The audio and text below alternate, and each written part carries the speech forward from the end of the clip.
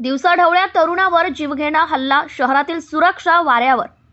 हल्ल्यानंतर प्रणय रक्ताच्या थारोळ्यात जमिनीवर कोसळला. हल्लेखोर हे हिंगणघाट, जिल्हा वर्धा येथील रहिवासी असल्याचं निष्पन्न. हिंगणघाट शहरातील मध्यवर्ती आणि वर्दळीच्या ठिकाणी एका तरुणावर धारदार शस्त्राने जीवघेणा हल्ला करण्यात आल्याची खळबळजनक घटना आज रविवारी सकाळी 9 वाजताच्या सुमारास घडली आहे. या घटनेने वणीसारख्या शांत शहराच्या सुरक्षेच्या प्रश्नाला पुन्हा एकदा ऐरणीवर आणले आहे.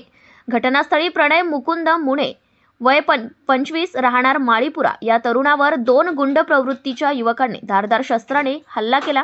प्रणयच्या गळ्यावर शस्त्राचे वार करून त्याला निर्दयीपणे गंभीर जखमी करण्यात आले.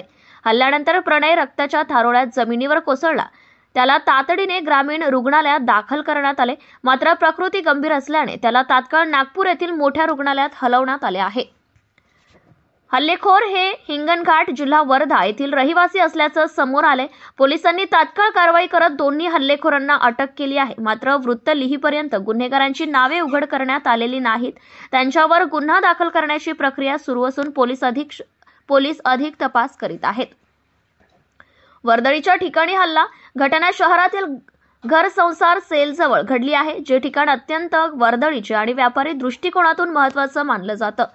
दिवसाढवळ्या घडलेल्या या प्रकारामुळे नागरिकांमध्ये भीतीचे वातावरण पसरले आहे. सुरक्षिततेच्या दृष्टिकोनातून महत्त्वाच्या असलेल्या ठिकाणी अशा प्रकारच्या हल्ल्याने शहरातील सुरक्षा व्यवस्थेच्या कार्यक्षमतेवर प्रश्नचिन्ह निर्माण केले आहे.